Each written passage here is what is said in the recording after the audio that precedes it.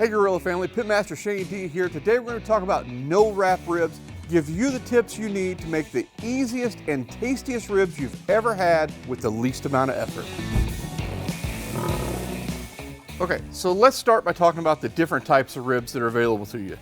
The first is the now famous, thanks to a restaurant chain, babyback.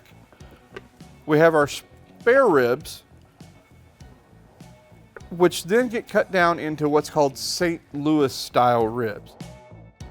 Now, what I look for when I buy baby backs is a good uniform baby back.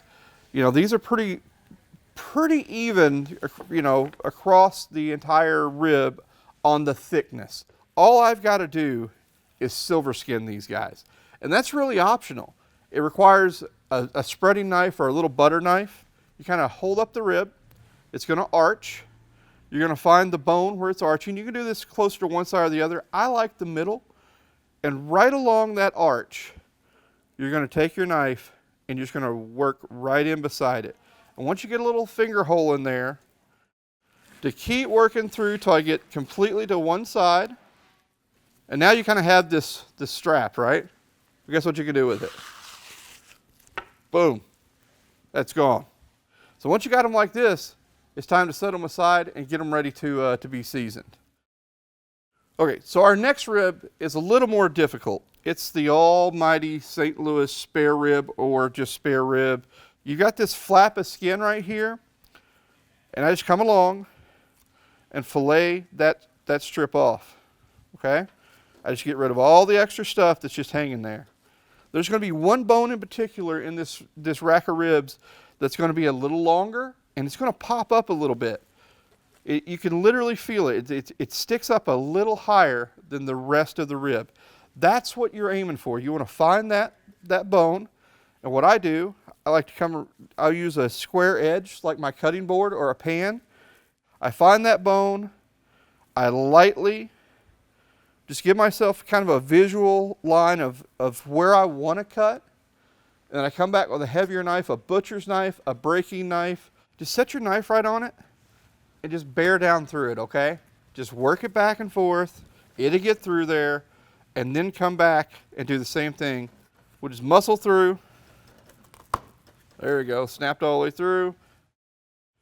All right, once you're all the way through the ribs, you should have a nice, beautiful straight line. If you don't, it's okay, it's just food. Competition guys, we want these things perfectly square, and we're gonna get rid of everything that might burn. So this little flap right here, we know we're not gonna serve that to the judge, right?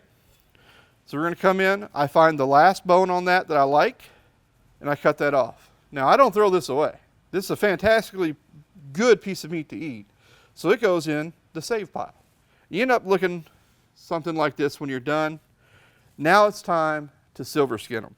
But the process is the same. I'm just gonna bend it, just kind of wiggle, work it underneath there, just gently, don't go too fast, and then just roll right through it, all right? Now we have a beautiful competition set of ribs. Today we're gonna be using a mixture of the Grilla AP rub and the Grilla beef rub. You don't have to use any of those. What are some alternates? You could totally just do a straight ahead salt, pepper, garlic rib. That would be great. I like personally adding a little bit of ancho chili powder in there. Some cumin would be great in there. But you can totally go equal parts of those ingredients and it will make a fantastic rub for these ribs, right? Because it's all about easy. So how are we gonna get the rub to stick? Well, you don't have to use anything, honestly, but I like to use cooking oil, and here's the reason why. There's parts of these rubs that are oil soluble and parts that are water soluble. The herbs, you know, things that are leafy are typically more oil soluble. So I know the flavor is not just on top of the rib, it's in the rib as much as possible. So I got a good coat of oil on. Now I come back with what I call a light to medium coat of rub. I like the way the rub tastes in the different stages of cooking, right? There's parts of this rub that are going to build bark. That's this early stage that we're putting on now. It's going to cook longer.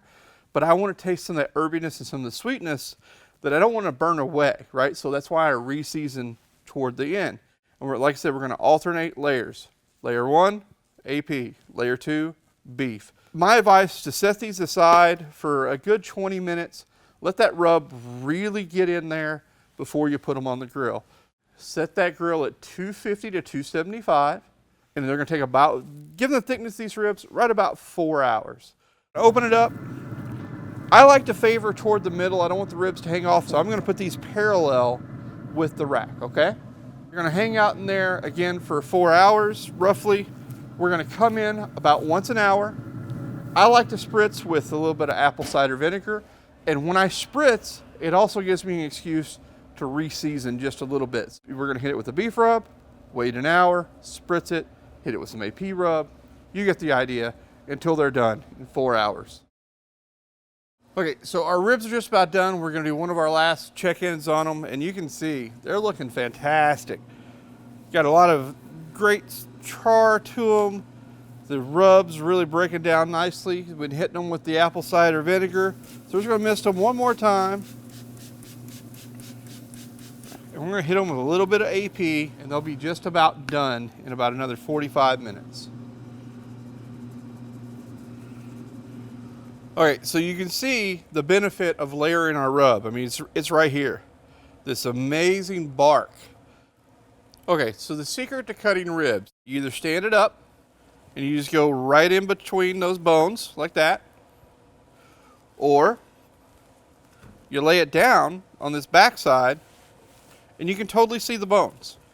And just do one nice moon cut like that. So you can tell when we were cutting it, that crunch, that snap of the bark, it's totally there, right? It's everything you love about a pork butt or a pork shoulder, right in a rib. How does it taste? Bit right off the bone, still steaming hot, not overly salty, got this great herbal note. And it just, man, it chars up and barks up so well. It's my favorite way to do a rib. This is hands down the easiest no wrap rib recipe that gives you the most flavor. I'll stand by that. So I hope you enjoyed this recipe. We want to see you cook these recipes. And there's a lot more recipes out there as well. We have a whole recipe book online. It's grillagrills.com/recipes. If you wonder what to cook tonight at home, hit that site because it's going to give you a lot of great ideas. As always, I'm Pitmaster Shane D. This is Grilla Grills, and we're glad that you're going to be a star in your backyard with this recipe.